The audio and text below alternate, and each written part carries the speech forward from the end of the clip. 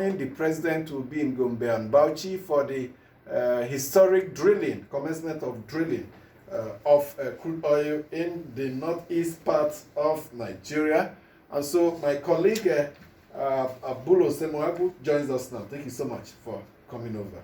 Amechi, good morning. Good morning, dear listener. We must congratulate the Benue Bauchi-Gombe Tough for the historic drilling activity that will happen there this morning. It's history being made, like my friend Tebe will say.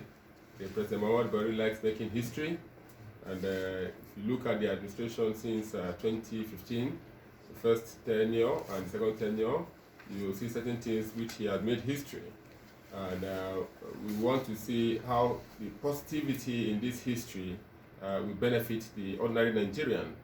Oil is being drilled in Bauchi this morning, and we should not forget that where the oil started from, Oloibiri, there is nothing to write home about. It cannot be termed as one of the tourist center or tourist attraction. Even UNESCO is supposed to say, for example, they identified the Kebbi, the Arugungu Fishing Festival as one of the cultural heritage and whatever.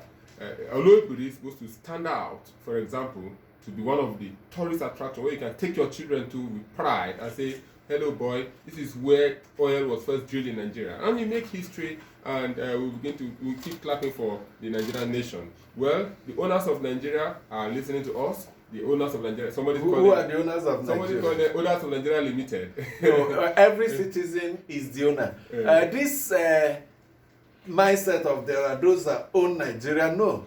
We all own Nigeria. We got to this point because people took a back seat and allow some part category of persons, the iron law of oligarchy, to always be doing it.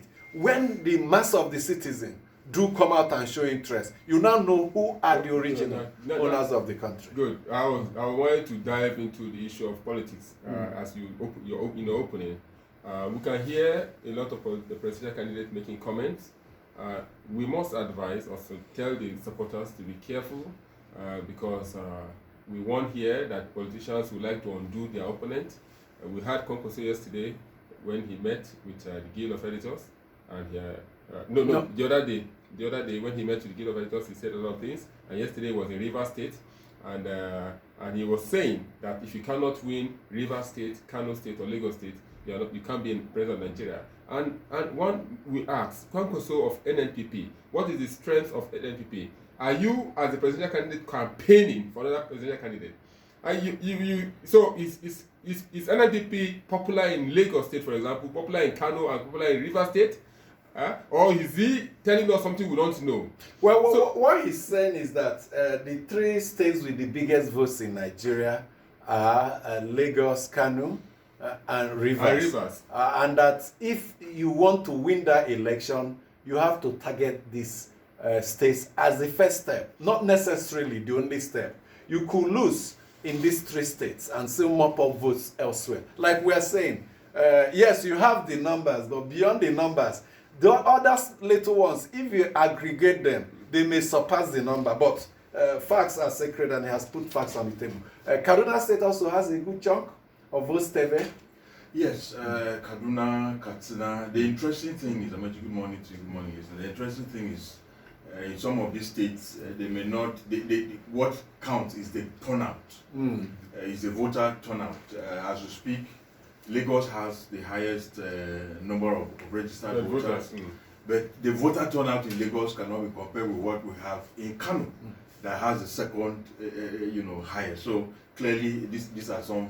That's the voter turnout in the last election. We are not going to a new election yet. Over time. And what will also impact on this election? It will definitely impact, on the elections. And clearly, for those who say Lagos, Kano, Rivers may be right, they may not be completely right. In the last elections, you recall that in 99, PDP lost in Lagos, but they still won.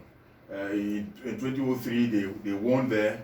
I think that was when they won in almost all the three states, as it were. After that, we've seen PDP win in only 2 of these 3 states over time. you know, up till the last election. So it's not that you must win all the three, but those three are big swing states that you need to at least win one or two to be able to, you know, make headway, you know, as it were. And clearly, from what we have on the ground and what even INEC is projecting, you know, is what some of us had said right from, you know, when the whistle was blown, because everything points, you know, towards that. And why is this so?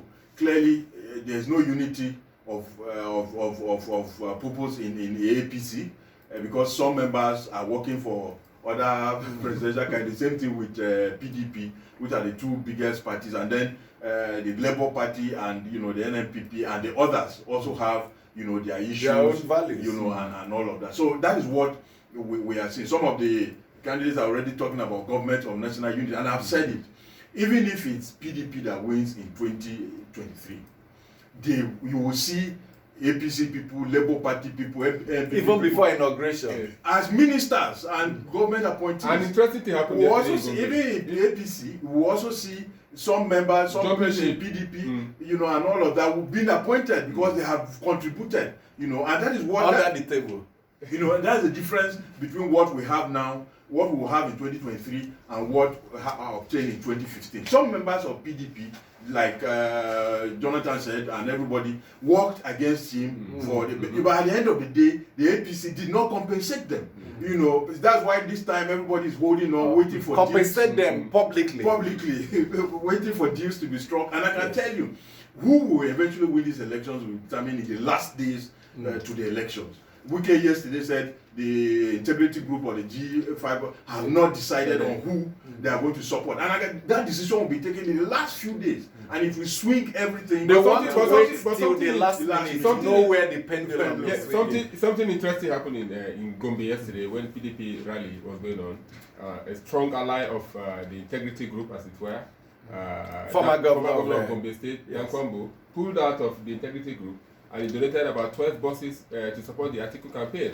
So we will see more of this going forward. But the good thing is that we must put our heads together. We must agree that we want the Nigerian projects to work. We must agree that we want to lift above poverty. We want to lift most above poverty. We must agree that the oil stealing of oil must stop. We must agree that insecurity must stop. So we must unify our purposes as presidential candidates and know that the beneficiary of all this is a Nigerian project, is a Nigerian citizen. You know, Teve said two things that are quite instructive. One, voter turnout. Even in US election, if your voters see more stake in the election, then your chances becomes brighter. If they are provoked enough and they want to make a difference, you see them. If a state has 1 million registered voters and you see 700,000 turnout, and another state 2 million, you see 400,000 turnout, you're already losing the election, even with the huge number of registered voters you have. So voter apathy plays a major role. So the ability of the candidates to go to their support base and provoke them to anger and encourage them to turn out on election day. The candidate that does the best, highest, and is able to push out the support base to increase their voting strength on that day will be quite remarkable. Then you also mentioned deals, and Abula also confirmed the movement of Nakwambu. In Nigeria, politics is all about interest. What was in it for me? What's in it for my constituency, for my people? Personal interest. Yes, so, and I always encourage every other citizen, ask what is in it for you. What do you hope to gain if this candidate enters or if this candidate wins? How will it affect your personal fortune? When I mean your personal fortune, I mean your socioeconomic condition. Will it put more money in your pocket? Will it guarantee security? So these are issues people have to do. But those deals, we are going to see them. No, politicians in Nigeria, they don't want. It will come to fruition at the end.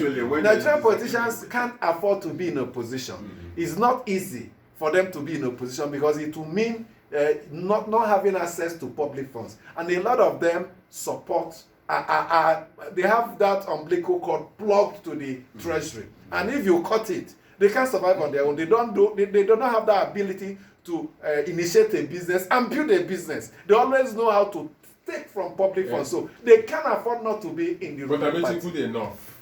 The Wazobia presidential candidates we have are business persons. They've established business and they are doing well in their businesses. Yes or not?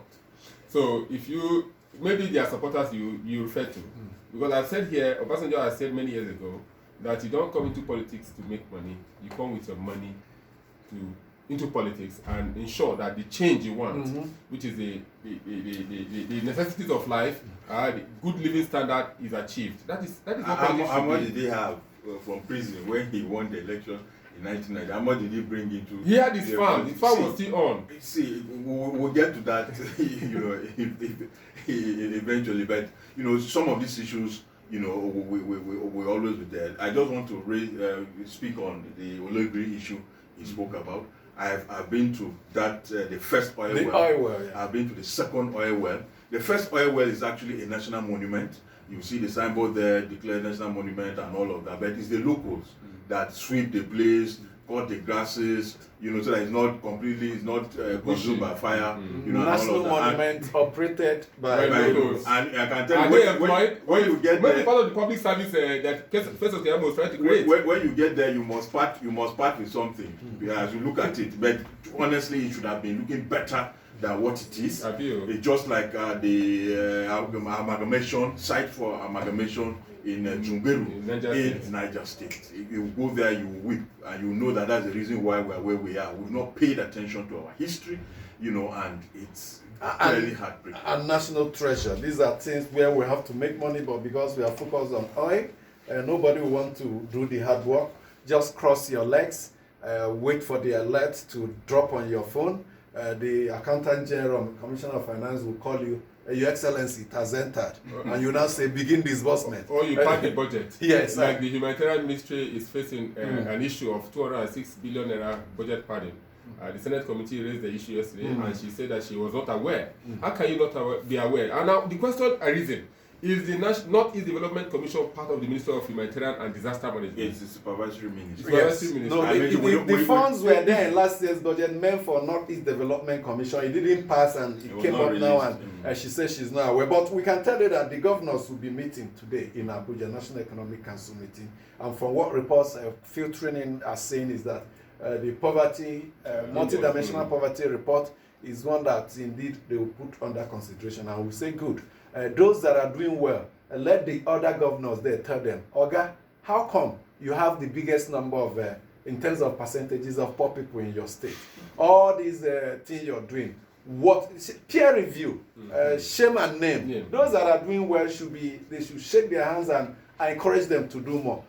They should, beyond that, the naming and shaming, they should take a common look, take a new resolve, because it tells us all this expenditure, public expenditure, are breeding poor people instead of taking out of poverty. There's the need for a U-turn if that should be the case. They will tell you, show your project. It's time for election, show your project. Nobody. No, we'll show them the poverty figures. As we're showing the project, we're showing you the number of people who are going.